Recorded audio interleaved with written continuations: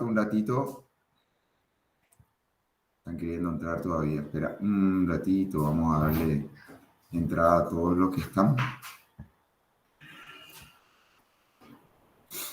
Un ratito.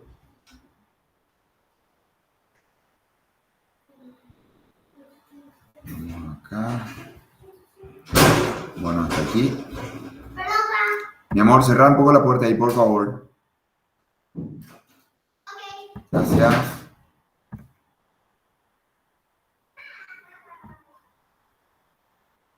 Me avisan si pueden ver toda la pantalla y vamos a iniciar. ¿Pueden ver toda la pantalla? Sí, se ve, doctor. Bien, bien.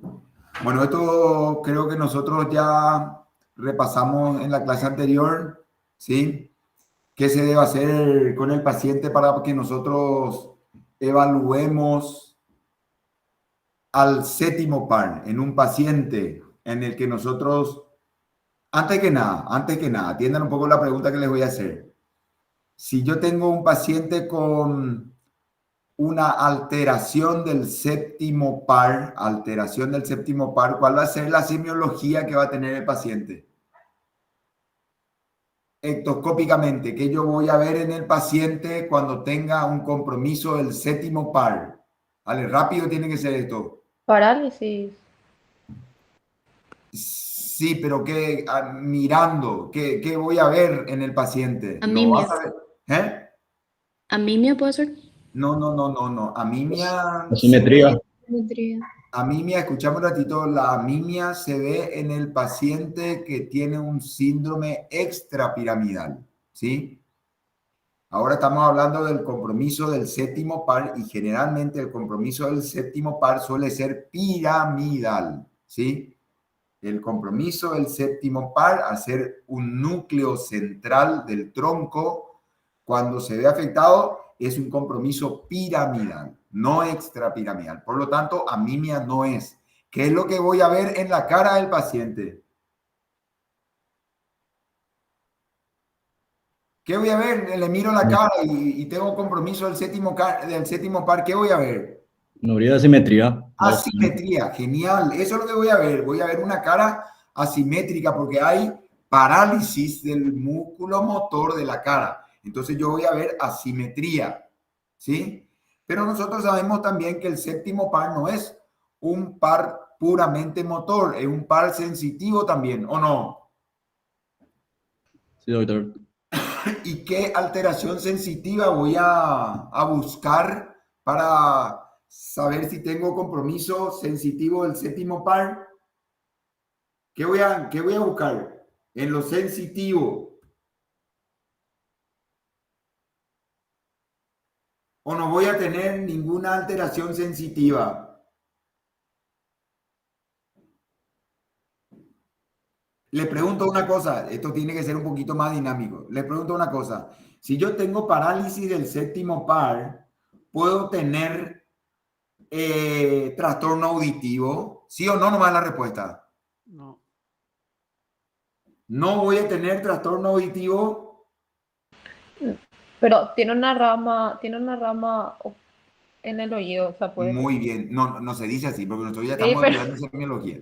Se dice, tiene una rama sensitiva que inerva el músculo del martillo. Por lo tanto, yo voy a tener alteraciones auditivas, ¿sí? Porque las fibras sensoriales van hacia el músculo del martillo y eso puede generar, ¿sí? Trastornos auditivos. ¿Tendría otalgia también? ¿Qué pasó? ¿Que tendría otalgia también? Otalgia no. Otalgia no está bien. ¿Pérdida del gusto? Muy bien, pérdida del gusto. Recuerden entonces que la parte sensitiva del séptimo par, ¿sí? Nosotros tenemos que recordar eso, que el séptimo par no es solamente motor, no es solamente asimetría de la cara, sino que yo puedo tener trastornos del gusto, ¿sí? Y puedo tener trastornos sensoriales auditivos también, como acúfeno, por ejemplo, o inclusive directamente trastornos auditivos, ¿sí? Porque ustedes tienen que recordar que el séptimo par da una rama sensitiva que inerva el músculo del martillo del oído. ¿Sí? Por lo tanto, tenemos que recordar eso. Y un dato muy importante, recuerden de que la porción interna del conducto auditivo, está inervado también por el séptimo par. ¿Está bien?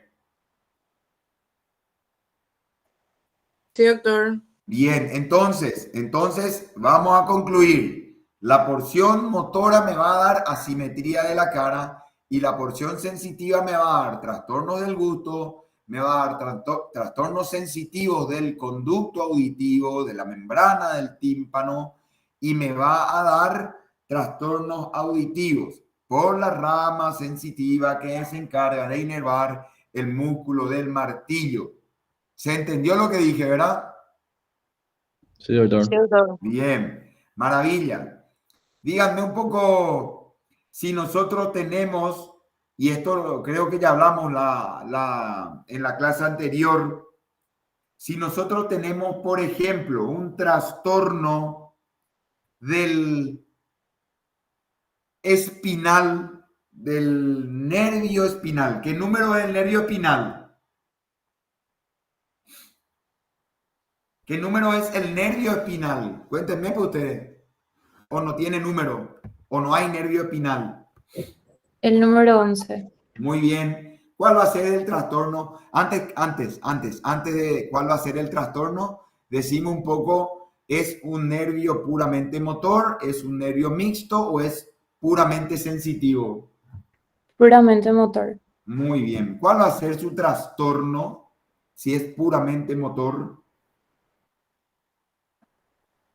Movimientos de hombro y Muy giro bien. de cabeza. Puede haber debilidad en esos miembros. Genial, genial. Generalmente nosotros vamos a encontrar primero lo caído, el hombro. Vamos a encontrar a la inspección, vamos a encontrar de que aparenta el hombro más caído que el otro lado, o sea, buscando la simetría, ¿sí? Siempre tenemos que buscar eso, la altura de los hombros, la altura de los vértices, del vértice del omóplato, como para poder empezar a investigar. Y después sí, nos vamos a investigar la fuerza, oponiéndonos a que el paciente alce el hombro. Y tenemos que hacer esto de forma simétrica.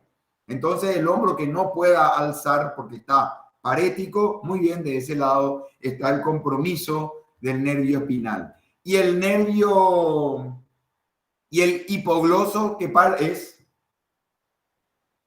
12. ¿Mm?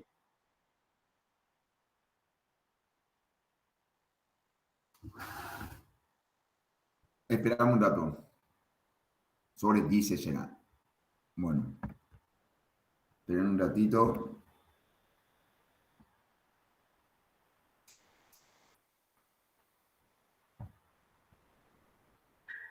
No, millón lo hay esperando para entrar.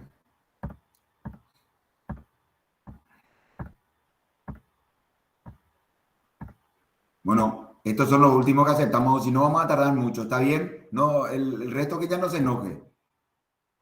Ustedes me excusan después. ¿Está bien? Genial. Bueno, ahí vemos, me avisan si es que podemos ver otra vez la pantalla y continuamos. Bien. ¿Me avisan si pueden ver la pantalla completa? ¿Se puede ver de vuelta?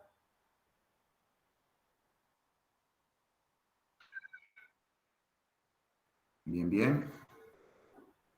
Acá hay gente que está queriendo entrar otra vez. Un ratito. Bien. Bueno, esto yo creo que hasta acá vamos a... Bien. Bien, vamos otra vez. Ahí se ve la pantalla de vuelta completita. Sí, doctor. Bien. ¿Qué dijimos del hipogloso entonces? ¿Qué par es? El 12. 12. Muy 12. bien. La parálisis del hipogloso, ¿qué va a generar? Si yo tengo parálisis del hipogloso, ¿qué va a generar? ¿El hipogloso es sensitivo, es motor o es mixto? Motor. Muy bien, solamente motor. Entonces, cuando yo tenga parálisis del hipogloso, voy a tener trastorno de la motilidad de la lengua. Si yo tengo parálisis del hipogloso izquierdo, vamos a suponer parálisis del hipogloso izquierdo, ¿hacia dónde se va a desviar la lengua? ¿Hacia el lado enfermo o hacia el lado sano? Hacia el lado afecto. Hacia el lado enfermo o afecto. Perfecto. Ustedes tienen que recordar que las fibras de la lengua se decusan en su base.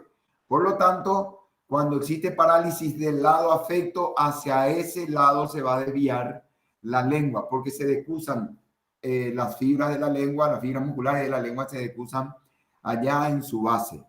¿Sí? Bien. Esto es lo que habíamos dicho nosotros en la clase anterior. ¿Qué puedo pedirle al paciente para evaluar el séptimo par? Que arrugue la frente, ¿sí? Que abra, que cierre los ojos, que muestre los dientes, que silbe, que se ría, ¿sí? Y buscar nosotros simetría, sobre todo eso. ¿Está bien? Después otra pregunta que habíamos hecho decía la alteración del ramo sensorial del quinto par. Determina, ¿qué determina esto? ¿Se acuerdan? Esto ya repasamos. Para lo que repasar, para lo que ya vimos, esto tiene que ser un repaso nada más. Afecta la sensibilidad de la cara. El quinto par. ¿Sí? Por lo tanto, atendeme un poquito. Cuando nosotros hablamos de alteraciones, ¿cuáles son las alteraciones de la porción sensorial del quinto par?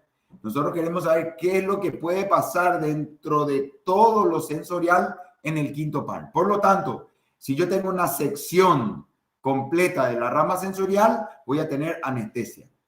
Pero si yo tengo una irritación de la porción sensorial, voy a tener neuralgia, ¿sí? Y no se olviden que el quinto par también tiene inervación a nivel de las glándulas lagrimales, ¿sí? Y las lágrimas drenan también en la nariz. Entonces podemos tener también trastornos en la secreción nasal y lagrimal. Esto es un repaso de lo que dijimos la vez pasada, ¿cierto o no? Sí, doctor. Bueno, están ahí. Merendaron que hoy. Diga, solos. Bueno.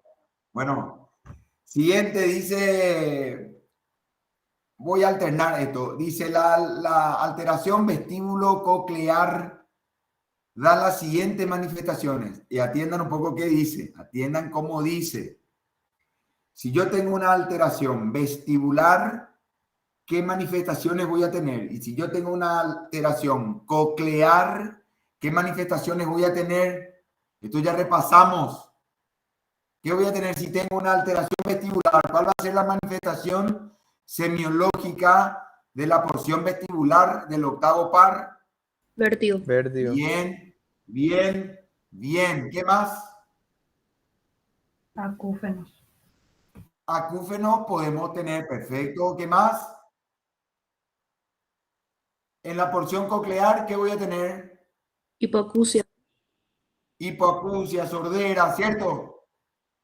Bien. Recuerden un poquito acá que cuando nosotros investigamos el octavo par, nosotros investigamos dos porciones de un par craneal, ¿cierto? Entonces tienen que recordar que cuando se les pregunta en el examen vestíbulo coclear, ustedes tienen que completar lo vestibular y lo coclear, ¿sí? No solamente no solamente se vayan a quedar con el tema de la audición, porque ustedes saben de que el octavo par se encarga también del equilibrio, ¿sí? Del equilibrio, de poder llegar a generar vértigo. Porque ¿qué habíamos dicho en el repaso anterior?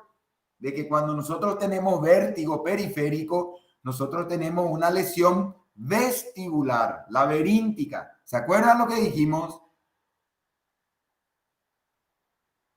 Sí, doctor.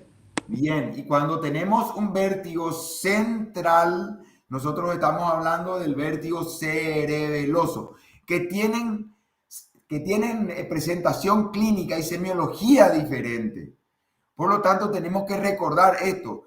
El vértigo vestibular o laberíntico va a ser muy florido. El paciente va a tener una sensación de caída, va a tener sensación de náuseas, vómitos, va a tener nistagmus. Muy florido va a ser eso, pero no va a tener ninguna alteración en la posición estática. En cambio, el cerebeloso sí tiene una actitud, una posición no semiológica, o sea, no fisiológica, ¿sí? El paciente va a tener un trastorno de la actitud. En cambio, en el vértigo vestibular o periférico, nosotros vamos a tener una manifestación cuando el paciente haga movimiento con la cabeza. En el cerebeloso no importa, el cerebeloso va a tener vértigo estando quieto, ¿sí? Entonces, vos le haces parar al paciente estando quieto, igual él amplía su base de sustentación, inclina el tronco, mira al piso, ¿entendés? Esa es la sensación, pero no va a tener náuseas, no te va a decir me voy a caer, sino va a tener otros trastornos, trastornos en la actitud, en la postura. ¿Se entiende esto? Sí, doctor. Bien. Dice, si se examina al paciente con abrir la boca, pronunciar la letra A, le pido al paciente que abra la boca, que pronuncie la letra A continuado. Y se evalúa la motilidad del velo del paladar y se observa asimetría. Cuando dice A, veo de que una de los velos del paladar se mueve menos y la úvula se desvía. ¿Qué par yo estoy investigando? El par que inerva el constrictor de la faringe. ¿Qué par este es? El vago. El 10. El 10. El 10. Fíjense que la porción sensitiva de toda la faringe está dada prácticamente por el 9, pero la porción motora está dada por el 10 y son unas asociaciones, ¿sí? Por ejemplo, si yo a ustedes les pregunto cuál es la vía del reflejo nauseoso que se hace con un bajalengua, que le tocamos la base de la lengua y eso genera náuseas, ¿cuál es la vía sensitiva de este reflejo nauseoso? El 9. El 9, el glosofaringio es el que le estaba diciendo, o sea, que me están tocando la base de la lengua y le lleva el lleva el informe hasta el bulbo y ahí le dice al vago, che, vomita pues, sacale a este que está ahí me está tocando la base de la lengua y el vago hace el reflejo nauseoso, pero la vía es glosofaringio vagal. ¿Se entiende esto? Bien. Por lo tanto, mañana si preguntan cuál es la vía del reflejo nauseoso, ustedes ya saben. Glosofaringio, el que lleva la sensitiva, vagal es el que inerva el constrictor de la faringe. Por lo tanto, la vía es glosofaringio vagal y su centro es vulvar. ¿Está claro esto? Sí, doctor. Bien. Dijimos nosotros que se entiende por paraplejía. Dijimos ya esto. Rápidamente tienen que responder. ¿Qué es paraplejía? Parálisis de ambos miembros inferiores. Maravilloso. Genial. La motilidad refleja comprende el estudio de, atiendan, la motilidad refleja, reflejos, ¿sí? Los reflejos comprenden el estudio de qué. Díganme un poco, ¿cuáles son los reflejos que ustedes conocen? La gran clasificación de reflejos que conocen. Pregunta de examen final entonces. ¿Cómo clasificar los reflejos? ¿Cómo? Otocaninosos. Después, ¿a qué? Después, Daños mucosos. los cutáneos mucosos y después dos reflejos más que forman parte del síndrome piramidal.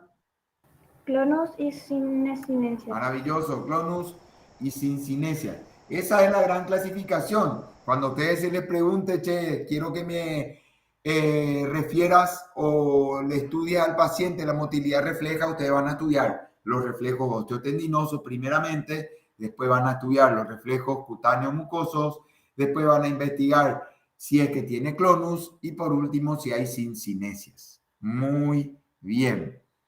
¿Cuáles son los reflejos osteotendinosos que se evalúan en miembros superiores? Esto ya hablamos también. Reflejos osteotendinosos que se evalúan en miembro superior. ¿Cuáles Bicipital, eran? En el miembro superior. bicipital, tricipital, Muy bien, hilo radial muy bien, y cúbito pronador. muy bien. Perfecto. Atendeme un poco ahora lo que te voy a preguntar que va a salir en el examen. Ahora te pregunto, ¿cuál es el centro medular? Atendé bien la pregunta. ¿Cuál es el centro medular del reflejo bicipital? ¿Y cuál era la respuesta? C5, C5, maravilloso. ¿Cuál es el centro medular del reflejo estilo radial? C6, Maravilloso. ¿Cuál es el centro medular del reflejo tricipital? C7, Maravilloso. ¿Y cuál es el centro medular del reflejo cúbito pronador? C8. Maravilloso, genial. Eso es pregunta de examen ahora y es pregunta de examen final. Y ahora le pregunto, cuando yo realizo, ¿cuál es la respuesta que usted espera? Así lanza la doctora Vivian. ¿Cuál es la respuesta que usted espera encontrar cuando realiza el reflejo estilo radial? ¿Cuál es la respuesta que esperan encontrar? Díganme un poco. Principalmente la flexión del antebrazo. Muy bien, la flexión del antebrazo sobre el brazo, una pequeña flexión, tampoco una flexión así estilo muscular, una pequeña flexión. Después, algo más. Supinación. Supinación, puede haber una ligera supinación del miembro y una dorsiflexión de los dedos. Esos tres componentes nosotros logramos con la percusión, o sea, con la investigación del reflejo cúbito pronador. Perdón, estilo radial. ¿Está bien? ¿Quedó claro lo que dijimos hasta acá? Sí, profe. Maravilloso. Genial. Fíjense un poquito acá. Diferencia entre paresia y fatiga. ¿Hay diferencia o no hay diferencia? ¿Qué es paresia y qué es fatiga? ¿Hay diferencia o no?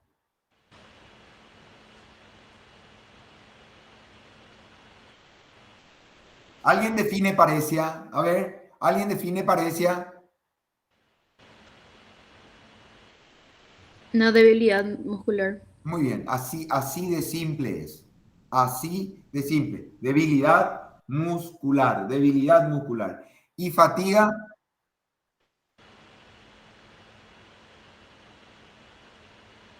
¿Y fatiga? Cansancio extremo o alguna incapacidad para... No es la sensación de cansancio. Es la sensación, parece que estoy. El paciente te dice, estoy fatigado, eso quiere decir de que él tiene esa sensación subjetiva y tiene una característica en la fatiga, de que vos le mandás a descansar al paciente, vos le decís, anda a descansar un rato y levántate, y se va y descansa y se levanta después y te dice, no me pasó. Esa es la característica, es una cuestión subjetiva. Si el paciente tiene la sensación de cansancio siempre, pero no hay debilidad, hay una sensación subjetiva de cansancio que no mejora con el descanso. ¿Quedó claro lo que dije? Sí, doctor. Maravilla. Entonces, quedamos con esa diferencia. La paresia es algo muy objetiva, porque la paresia yo puedo evaluar Yo puedo evidenciar la paresia. ¿Cómo voy a evidenciar paresia en la cara, por ejemplo? ¿Qué le puedo pedir al paciente para saber si tiene alguna paresia facial? Acabamos de decir en la diapositiva anterior, dijimos, para saber si tiene paresia facial, ¿qué le puedo pedir al paciente que haga? Que sonría. Que sonría, que silba, que me muestre los dientes, que levante la ceja, que frunza el ceño, ¿sí? Que me desvíe la comisura labial. Todo eso puedo pedirle al paciente. Eso es objetivo. Eso es objetivo. Yo puedo evidenciar eso. En cambio, si él me dice, yo estoy cansado, yo no puedo evidenciar médico, no puedo objetivar su cansancio, porque él me dice, estoy cansado, pero yo le veo sentado enfrente a mí, charlando, pero no puedo objetivar su cansancio. Y él me dice, estoy sumamente cansado, igual yo no puedo evidenciar eso. ¿Se entiende la diferencia? Sí, doctor. Bien. Dice acá, la lesión de la motoneurona superior, síndrome de la motoneurona superior, primera neurona motora, puede ocurrir a nivel de qué, o puede ocurrir en qué sectores del sistema nervioso central. ¿Dónde puede ocurrir la lesión de la primera neurona? A ver, díganme un poco. Y fíjense que la lesión de la primera neurona es lo que determina el síndrome piramidal. ¿Sí? Determina el síndrome piramidal. O sea que si a ustedes le preguntan mañana, describe los signos y síntomas de la lesión de la motoneurona superior, le está diciendo, quiero saber qué carajo tiene el piramidal. Parece Por lo tanto, plejía de, ¿qué pasó? No parece, escuché. parece plejía de grandes grupos musculares. Muy bien, ese es el primer componente.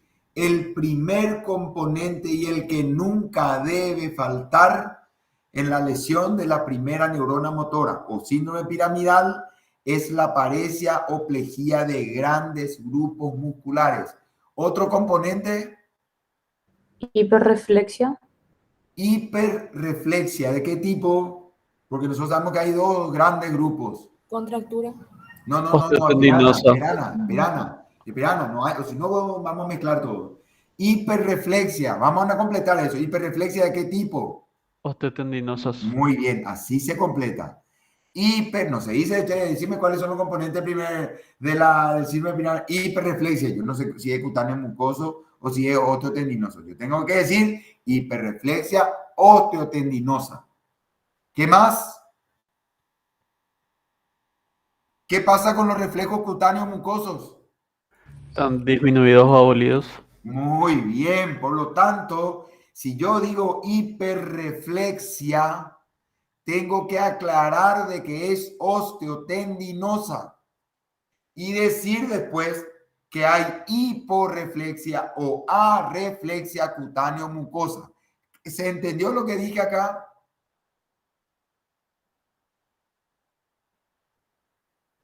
Sí, Hola, doctor. ¿ustedes me merendaron? Se entendió, doctor. Bien. Bueno, entonces, hiperreflexia, osteotendinosa, hiporreflexia, cutáneo mucosa. ¿Qué otro componente hay? Hipertonía. Esto mañana sí o sí le va a salir. Otro componente, Hipertonía. hipertonía muscular. ¿Cómo se llama la hipertonía muscular del síndrome piramidal? Signo de la navaja. No, espera, nada, un poquito. Espasticidad. Espasticidad o contractura muscular, ¿cierto? ¿Sí? Y va acompañado de un signo llamado signo de la navaja. ¿Estamos? Sí, doctor. Bien. ¿Otro componente? Sincinesias.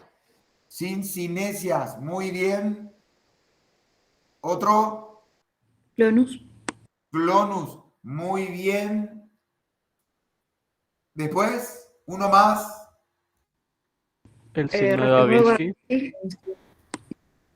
El signo de Babinski, muy bien, muy bien, el signo de Babinski, perfecto. Todos estos componentes tengo que recordar, pero el único que no me tengo que olvidar,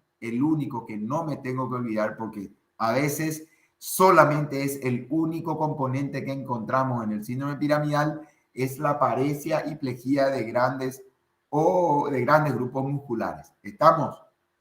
Después, el resto se va sumando al síndrome piramidal con el tiempo,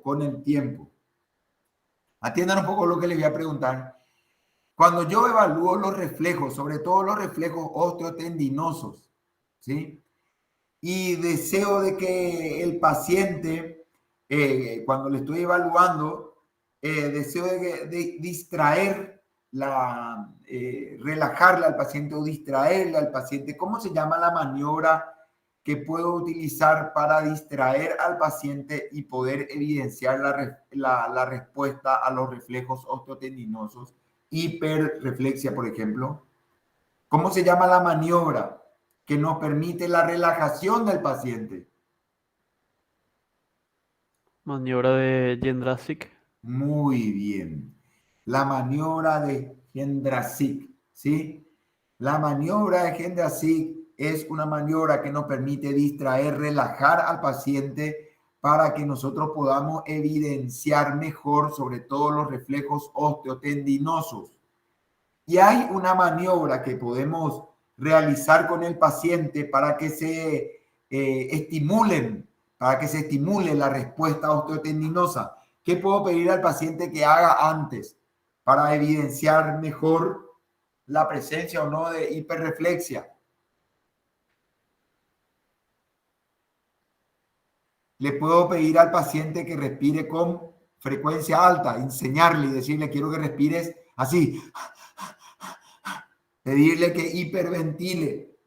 Entonces, cuando hiperventila y yo realizo el reflejo, se exacerba el reflejo, ¿sí? Se hace más evidente el reflejo. Entonces, tenemos dos maniobras como para exaltar los reflejos osteotendinosos. La maniobra de Jędrásik y la de hiperventilación. ¿Quedó claro lo que dije? Sí, doctor. ¿Cuáles son los reflejos osteotendinosos que nosotros evaluamos en la cabeza? En la cabeza. Osteotendinosos que evaluamos en la cabeza. Eso quiere decir de que yo percuto hueso o tendón en la cabeza. ¿Cuáles son? En la cabeza. Del auricular, los párpados. Orbicular de los párpados. Existe, pero ese reflejo. Superciliar no es, profe. Ahí está. Ahí sonó mejor. Es cierto, el superciliar hace la contracción de los orbiculares. Eso sí. Pero el reflejo se llama superciliar. ¿Cierto o no? Sí, doctor. Bien. Entonces, hablamos del reflejo superciliar. Ese es un osteotendinoso. ¿Otro? Maceterino. Perfecto. El maceterino. ¿Otro más o ya no hay?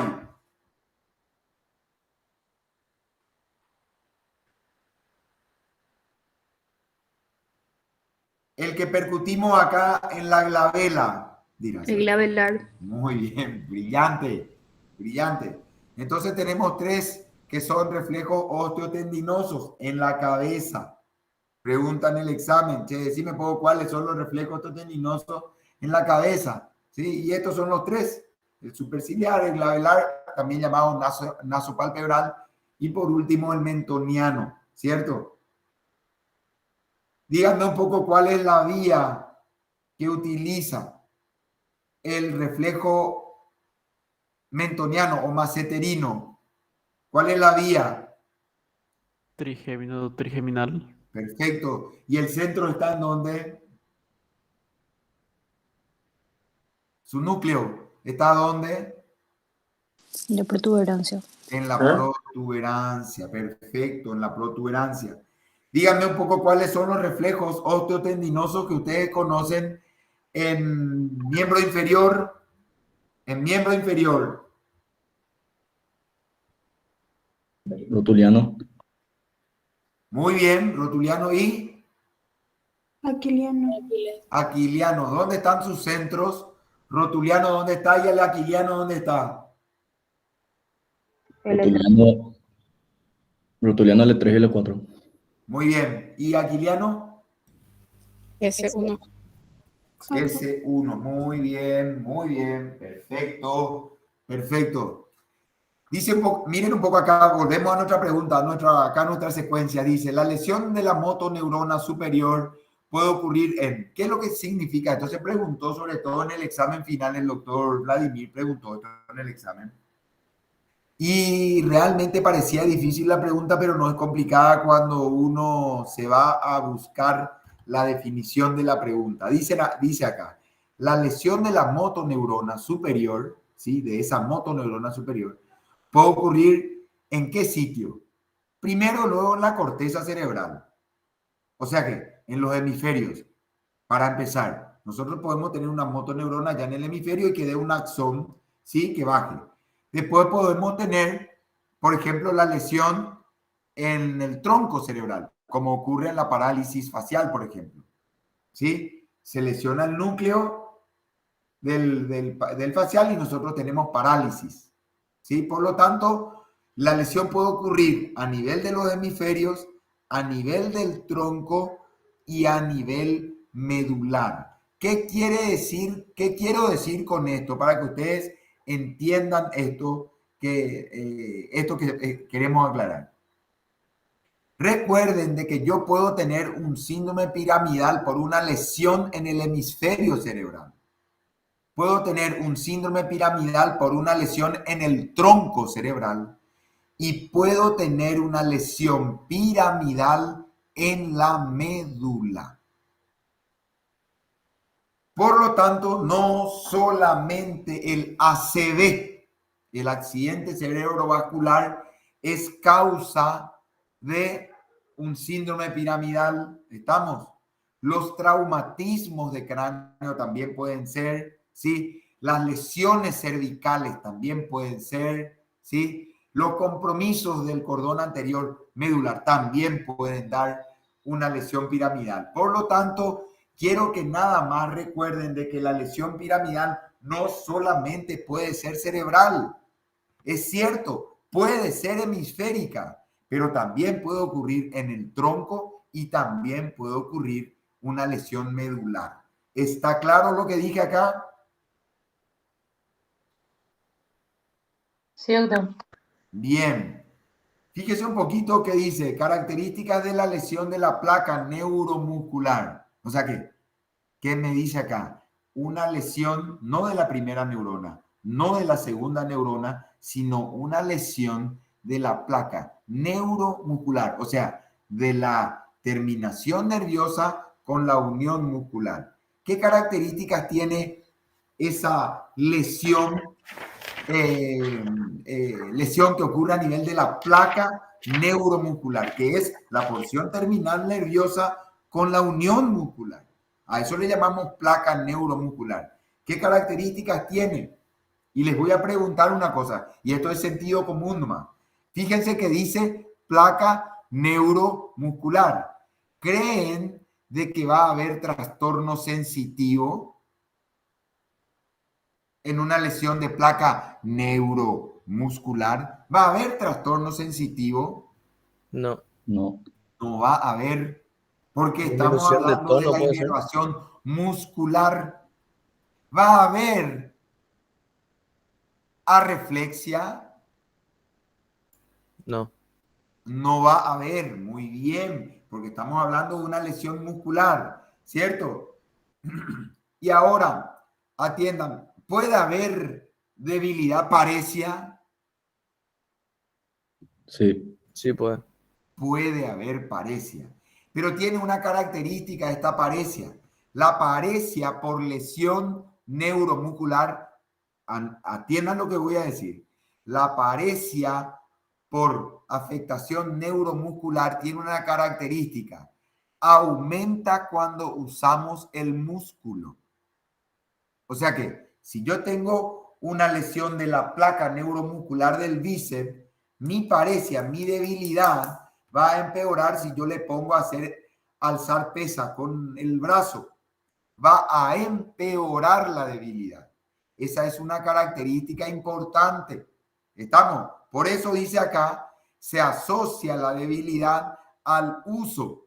Cuanto más uso el músculo y es por una lesión placa neuromotora, ahí va a haber más debilidad.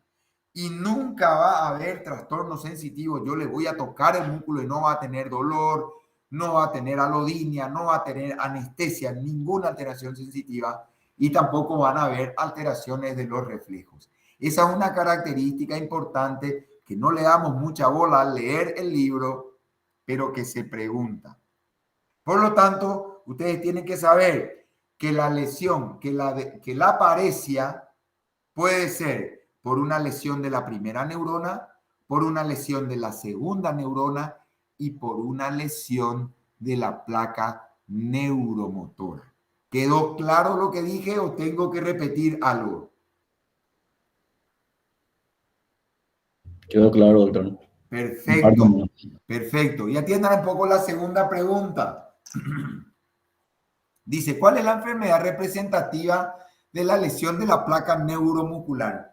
Y nosotros tenemos una fase muy característica cuando hay lesión de placa neuromuscular. Miastenia gravis. Miastenia gravis. Perfecto, la miastenia gravis.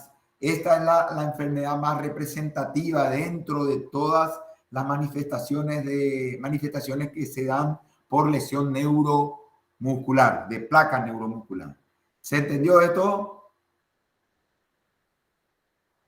Sí, doctor. ¿Están entendiendo o estamos dos nomás ya nos quedamos? Tres nomás ya somos. Se Sí, se entiende, entendió. doctor. ¿Se entendió? Genial, genial. Bueno, me van a dar 2 minutos, voy a preparar un tereré porque vine de hablar mucho y ahora estoy continuando hablando. Así que 2 minutos me esperan, preparo el tereré y vengo, ¿está bien? Dale, doctor. Dale.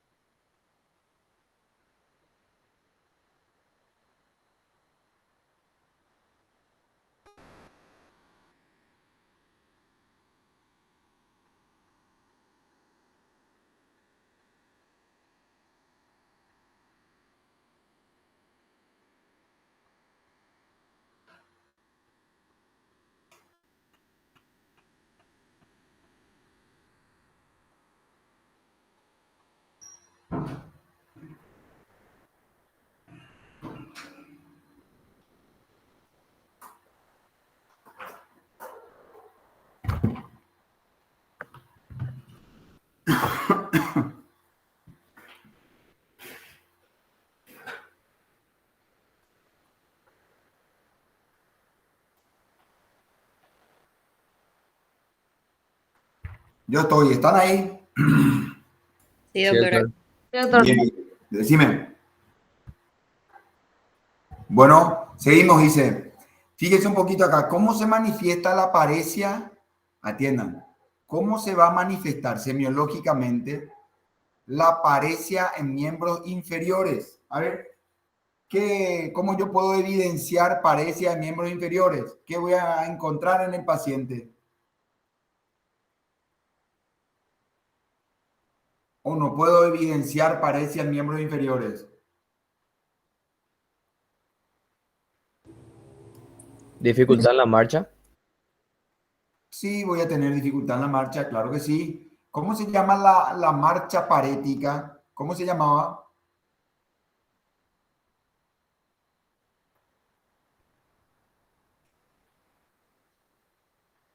La marcha parética. Yo estoy con paresia muscular. ¿Cómo se llama esa marcha?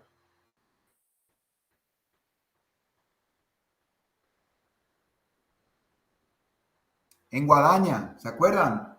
Marcha en guadaña, la del segador. ¿Sí? Pero otros componentes acá, ¿cómo podemos manifestar? Miren un poco acá, paresia. Si el paciente está parético, parético implica de que el paciente tiene debilidad, no está sin fuerza, está débil. Entonces, ¿cómo? Y esto se les pregunta en el examen final. Entonces, vamos a suponer de que el paciente te diga, no quiero caminar, doctor, me cuesta caminar, me duele caminar. ¿Cómo podés evaluar la paresia sin hacerle caminar al paciente? Y fíjense que dice dificultad para caminar. El paciente va a tener una marcha parética en segador o guadaña. Ya está. Pero si yo no evalúo la marcha, puedo también evidenciar la paresia si le pido al paciente, por ejemplo, que esté sentado en una silla y que se levante. ¿Sí? Que se levante de una silla, yo ya voy a evidenciar paresia. O le pido simplemente que me cruce la pierna derecha sobre la izquierda o la pierna izquierda sobre la derecha, yo también puedo evidenciar con estos simples gestos si el paciente está parético o no. ¿Está? Saber si el paciente está o no parético. ¿Se entiende lo que estoy diciendo? Sí, doctor. Sí, doctor. Bien. Fíjense que nosotros hablamos, y esto no solemos,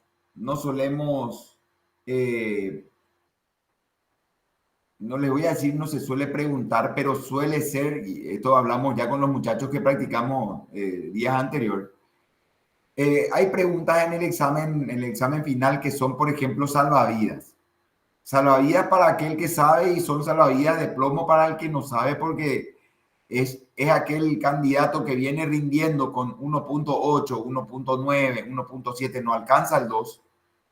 Y la mesa dice, bueno, te vamos a tirar estas preguntas, responde esta y seguimos el examen, y si no respondes te puedes levantar y volver en la segunda, ¿sí? Bien, una de esas preguntas es la respuesta o la respuesta a este componente del síndrome de Brown-Séquard. ¿Alguien recuerda cuál es la causa del síndrome de Brown-Séquard? ¿Qué es lo que tiene que ocurrir a nivel, ya les voy a contar, medular, para que para que se complete el síndrome de Brown-Séquard? ¿No era su sección? Tiene que haber una hemisección medular, ¿sí? Cuando es sección completa, el Brown-Séquard desaparece, ¿sí? Desaparece. Y hablamos directamente de un compromiso completo de la famosa sección medular, ¿sí? Sería una plejía cuando es completa entonces. Exactamente, sería la famosa plejía medular, ¿sí? Pero si es El hemisexual, síndrome, ¿qué pasó? Si No te es, escuché. pero si es hemisección, no va a ser parálisis de un lado del cuerpo nomás, con Y debilidad. hemisección, hemiplegia. ¿Está bien? ¿Sí?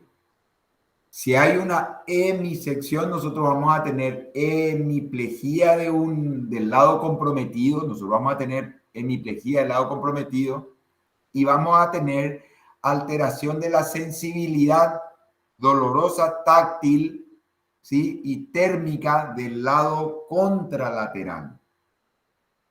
Por lo tanto, en el síndrome de Brown-Séquard nosotros vamos a tener una hemiplegia en el lado comprometido. Vamos a tener una alteración de la sensibilidad profunda del lado comprometido, ¿sí? Y vamos a tener una alteración de la sensibilidad superficial del lado contralateral. En el sitio de la sección, allá alto donde ocurrió la hemisección, vamos a tener en ese pequeño segmento de la sección, nosotros vamos a tener anestesia. Los componentes son estos que están aquí, ¿sí? Anestesia en el sitio de la hemisección, vamos a tener parálisis, disminución de la sensibilidad profunda, vibratoria y propioceptiva del mismo lado, con disminución de la sensibilidad termoanalgésica, ¿sí? Del lado contralateral. Tienen que recordar lo siguiente acá. El síndrome de Brown-Séquard es una hemisección medular. Por lo tanto, vamos a tener una hemiplegia con anestesia en el sitio de la hemisección. Una hemiplegia asociada a trastornos de la sensibilidad profunda del mismo lado, ¿sí?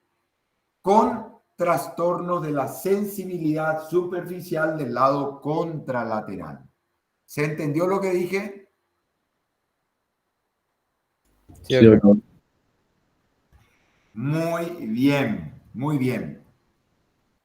Les pregunto ahora esto fuera de lo que venimos de nuestra secuencia. Les digo, díganme un poco cuáles son los reflejos cutáneos mucosos que ustedes conocen en la cabeza. Los cutáneos mucosos en la cabeza.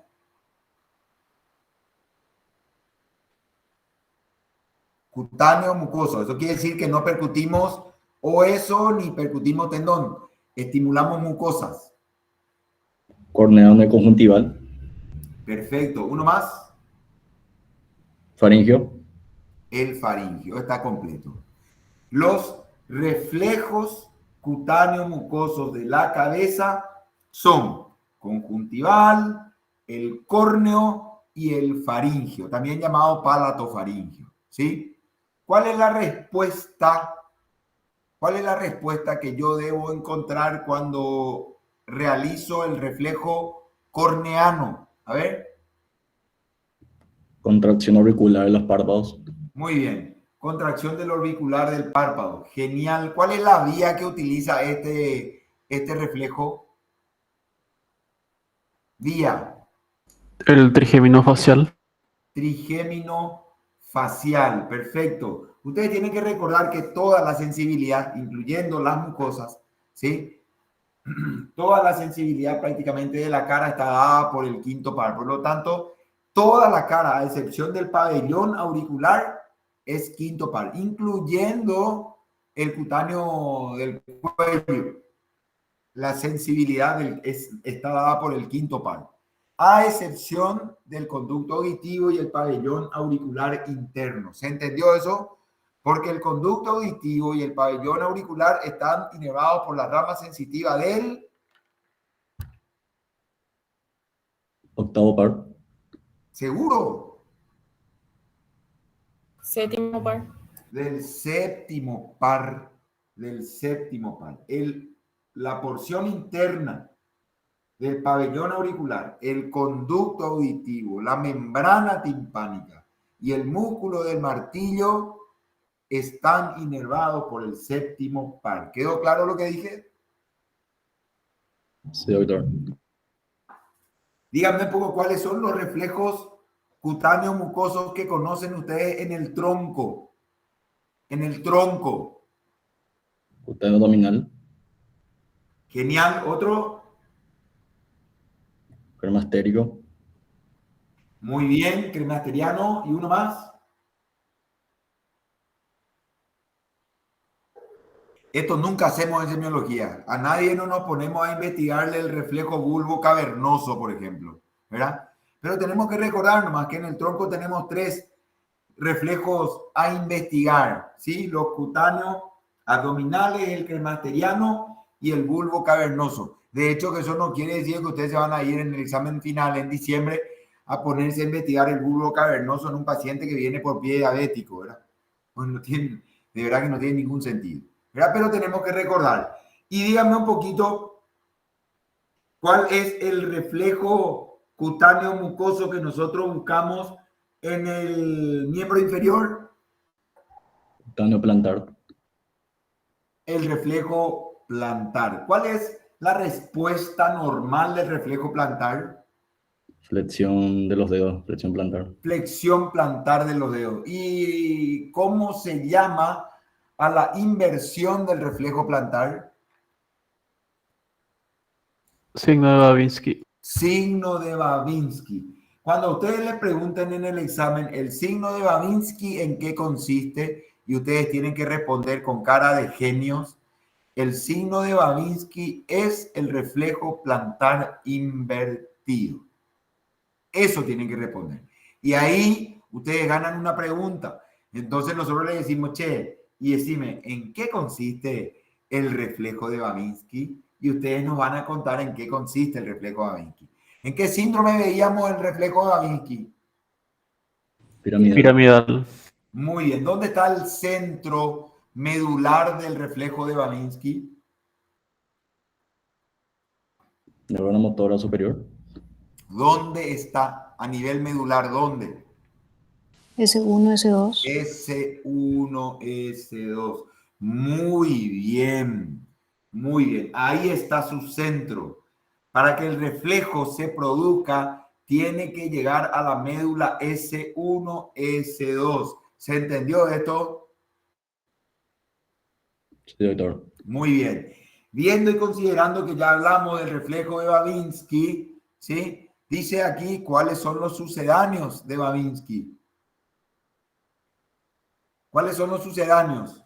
O sea que las maniobras que me ayudan a evidenciar Babinski. De Gordon. Muy bien, Gordon. De Oppenheim, Oppenheim, Gordon y Schaffer, Schaffer. Oppenheim, Gordon y Schaffer. ¿En qué consiste cada uno de ellos? Oppenheim, ¿cómo se hace? se explora la cara interior de la tibia, Muy bien, se pinza el borde anterior de la tibia desde su porción superior, ¿sí? Y se desplaza con ligera fuerza hacia abajo, ¿sí? En forma de pinza, el dedo gordo y el índice agarran la tuberosidad anterior de la tibia por el borde anterior, se desplaza buscando la presencia de Babinski. Ese es Oppenheim. ¿En qué consiste Gordon? ¿En qué consiste Gordon? La comprensión de los músculos gemelos. La compresión, muy bien, la compresión de los músculos gemelos. ¿Y qué es lo que buscamos? ¿Qué buscamos? La misma respuesta, la extensión de los dedos. Muy bien, buscamos que aparezca Babinski. Perfecto, por eso se llama el sucedáneo de Babinski. Genial. Buscamos que aparezca el reflejo de Babinski. Con la maniobra de Oppenheim que busco, el reflejo de Babinski. Con la maniobra de Gordon que busco, el reflejo de Babinski. Y con la maniobra de Schaffer, Aparece el reflejo, pero comprimiendo el tendón de Aquiles. perfecto. Se comprime con fuerza el tendón de Aquiles por unos segundos y se espera la aparición de la respuesta de Babinski. ¿Quedó claro esto? ¿Quedó claro o no? Sí, doctor. Sí, profe. Muy bien, muy bien. Ahora le hago una pregunta. ¿Quién puede definirnos sincinesias? ¿Qué son las sincinesias?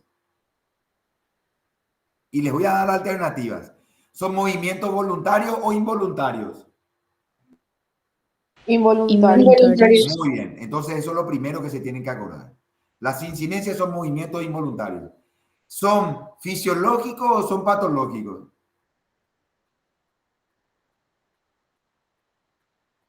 Patológico.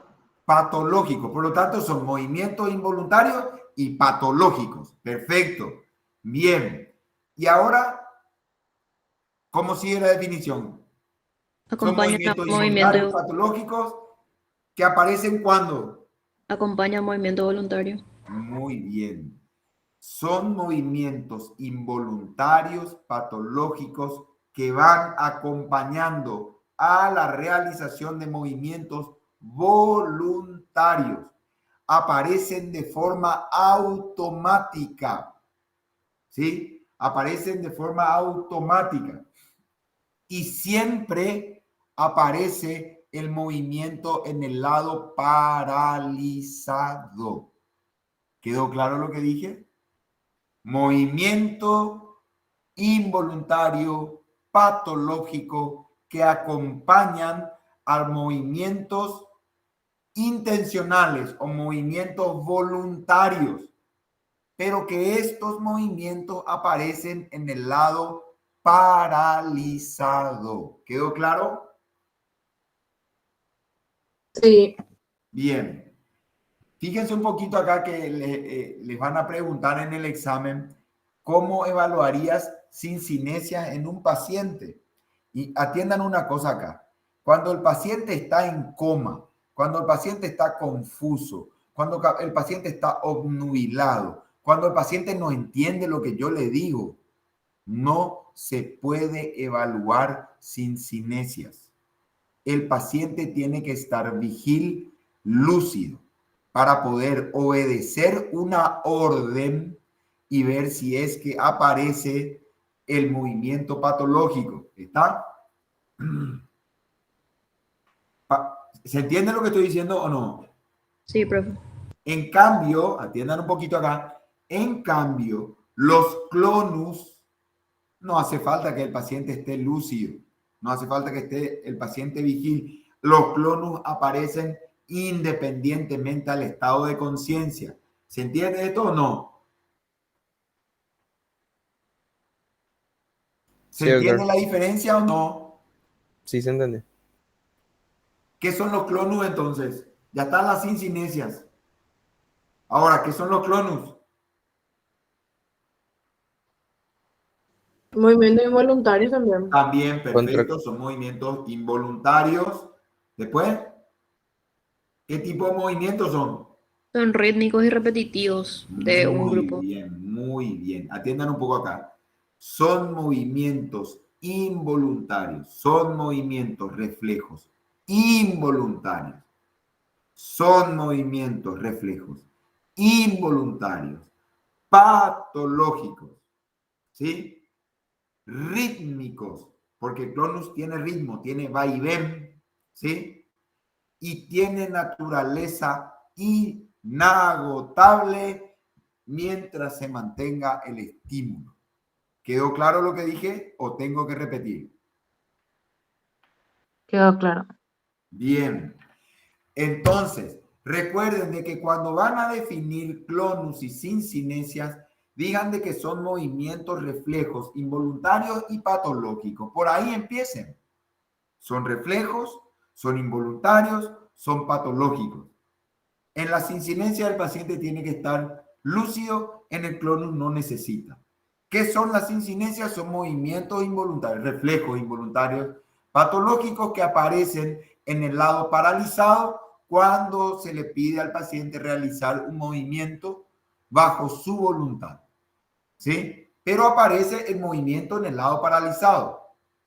Ahora, los clonus son movimientos también reflejos, involuntarios, pero tienen ritmo y tienen naturaleza inagotable. ¿Qué significa eso? Que mientras yo mantenga el estímulo, los clonus van a persistir. ¿Está claro lo que dije? Sí, doctor. ¿Dónde yo busco clonus? ¿En qué parte puedo buscar clonus? Rótula. En la rótula y ¿En la muñeca? en la mano. ¿Sí? En la mano. Yo lo que realizo es una hiperextensión de la mano y busco de que aparezca el movimiento involuntario rítmico en la mano, no en la muñeca. En la rótula está bien, en la mano está bien. ¿Y dónde más? En el pie. En el pie. Muy bien, en el pie. Genial. Genial.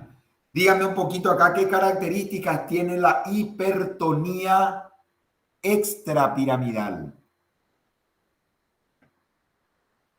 Hipertonía extrapiramidal o en el extrapiramidal no hay hipertonía. ¿Cómo es la cosa? No hay hipertonía. No hay hipertonía. Sí hay, es rígido. Sí, hay rigidez. Hay rigidez. O sea que en el síndrome extrapiramidal nosotros tenemos una hipertonía denominada rigidez. ¿Qué características tiene esta hipertonía llamada rigidez? ¿Qué músculos compromete? ¿Se puede reducir? ¿Y qué signo le acompaña? Signo de la rueda dentada. Muy bien, le acompaña el signo de la rueda dentada. ¿Qué músculos compromete? ¿Los distales o los proximales?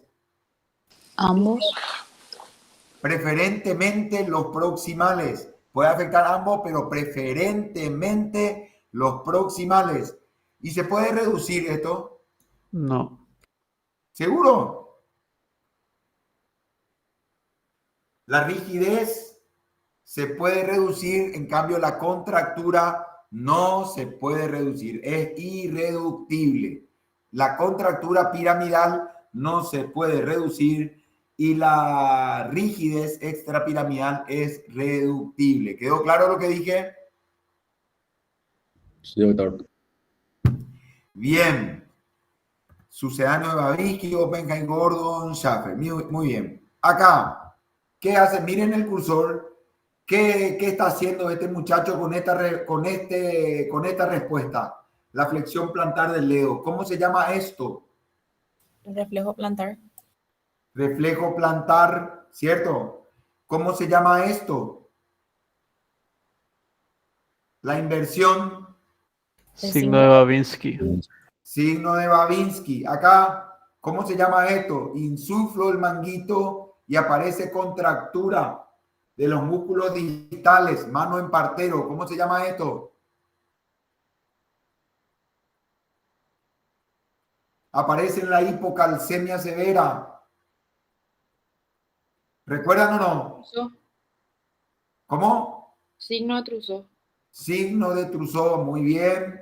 Aquí, ¿qué está haciendo este muchacho? Desplazando el dedo gordo del índice desde la tuberosidad de la tibia por el borde anterior hacia abajo. ¿Qué está buscando? Oppenheim. Muy bien, la maniobra de Oppenheim. ¿Y qué busca? Signo de Babinski. Maravilla. ¿Qué está haciendo este señor que está aquí abajo? ¿Qué está haciendo este con el diapasón? ¿Qué está investigando él? Pone el diapasón y le pregunta al paciente, ¿vos sentís? ¿Qué está investigando? Palestesia, profesor. La palestesia. Muy bien. Ya que estamos en esto, ¿cuáles son los componentes de la sensibilidad profunda? ¿Cuáles son los componentes de la sensibilidad profunda?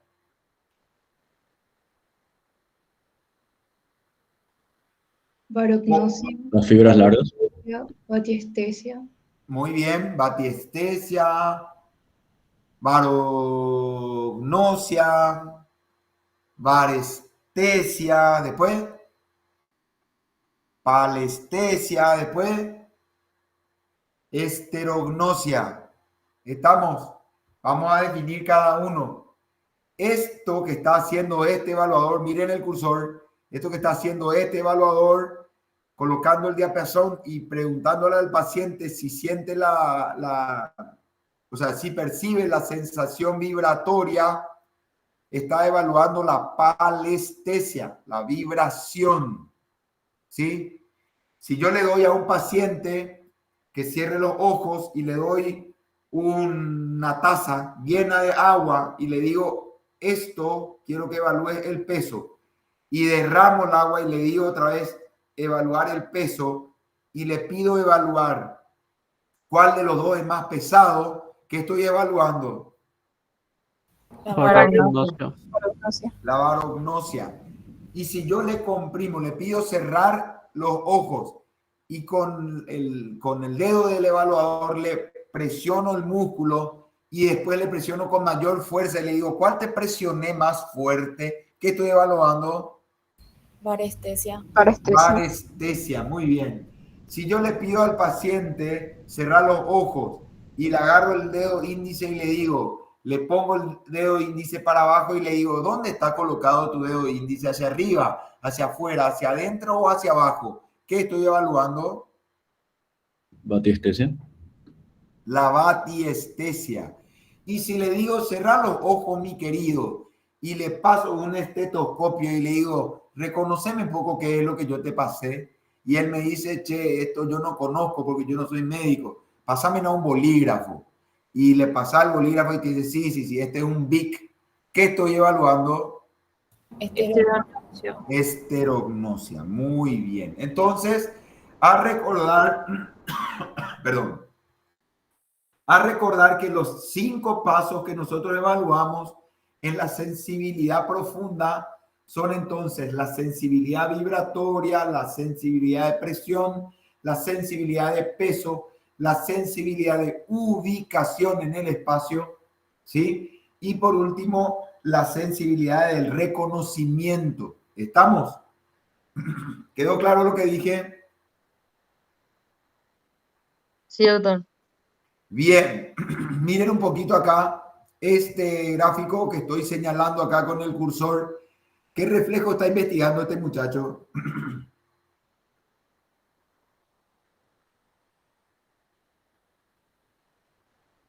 Estilo radial. El estilo radial. Muy bien. Ya dijimos dónde se encuentra su centro y ya dijimos también cuál es la respuesta que tiene este reflejo que vimos ahora recién aquí. ¿Sí? Bien. Dígame un poquito con respecto a la motilidad pasiva. Olvídense de esta diapositiva. Ahora quiero investigar un poquito cuáles son las maniobras que ustedes conocen para investigar la motilidad pasiva. ¿Y qué investiga la motilidad pasiva? A ver. ¿Qué investiga la motilidad pasiva? Todo no puede ser. El tono muscular. Perfecto. La motilidad pasiva investiga el tono muscular. ¿Y cómo definíamos tono muscular? ¿Se acuerdan que definimos ya?